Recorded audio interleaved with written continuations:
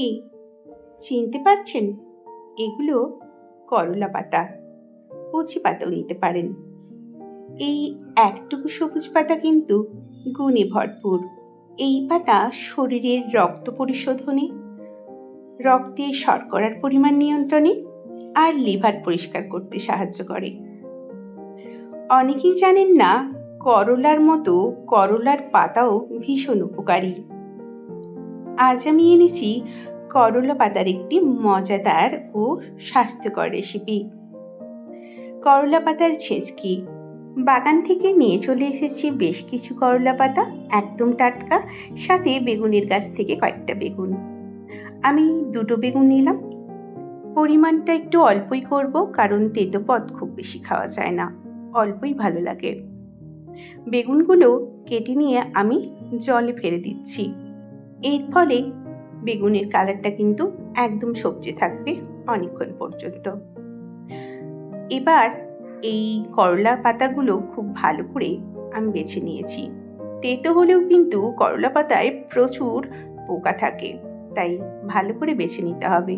তারপর ভালো করে জলে ধুয়ে জল খুব ভালো করে ঝরিয়ে নিয়ে যতটা সম্ভব মিহি করে কুচোনো যায় কুচিয়ে নিচ্ছি। By the way, hello everyone, আমি শ্রাবন্তী। আমার হেসেলে সবাইকে ওয়েলকাম।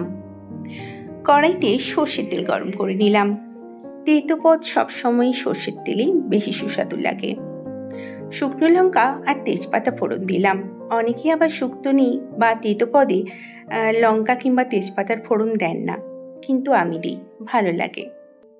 এবার দিলাম 5 ফোড়ন, সাথে সর্ষে, আর দিয়ে দিলাম সবজির স্বাদ মতো নুন এখনই, যাতে এই যে আমাদের সর্ষেও সবার সাথে মারপিট না করে। তাও ও তো করবেই, ওর স্বভাব, তাই একটু ঢাল ব্যবহার করে নিলাম। ফোড়নের অ্যারোমাটা যখন সারা রান্নাঘরময় ছড়িয়ে পড়লো, তখন দিয়ে দিলাম কেটে রাখা বেগুনগুলো, আর সাথে কেটে রাখা শাকটাও দিয়ে দিলাম। শাকের পরিমাণটা অনেকটা বেশি লাগলেও পরে কিন্তু জোরে একদম অল্প হয়ে যাবে। হালকা একটু নাড়িয়ে চাড়িয়ে নিচ্ছি। এরপর দেব হলুদ। হলুদের পরিমাণটা যাতে ঠিকঠাক দিতে পারি, তাই একটু দেখে নিলাম শাকটা ঠিক কতটা হতে পারে। এবার দিয়ে দিচ্ছি পরিমাণ মতো হলুদ।